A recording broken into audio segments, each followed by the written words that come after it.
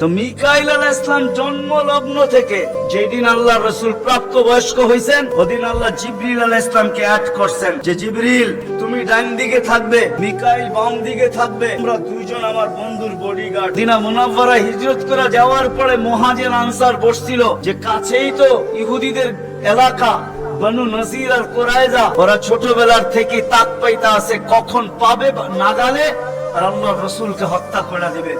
বিদায় আমরা এইভাবে ছাড়তে পারি না। বলছে মুহাজির তোমাদের মত কি? বলছে আমরা একদিন পাহারা দিব। আনসার বলে আমরা একদিন পাহারা দিব। চলা শুরু হলো, আজকে মুহাজির কালকে আনসার, আজকে মুহাজির কালকে আনসার। 2-3 দিন যাওয়ার পরে আল্লাহ কোরআনের আয়াত নাযিল করে দিবেন, আল্লাহু ইয়াসিমুকা মিনান নাস। পুরো আয়াত বললাম না, শব্দ বললাম, বাল্লিগ মা উনজিলা ইলাইকা মির রাব্বিক ফাইন লাম তাফআল ফামা বাল্লাগতা রিসালাতা রাব্বি ওয়াল্লাহু ইয়াসিমুকা মিনান নাস।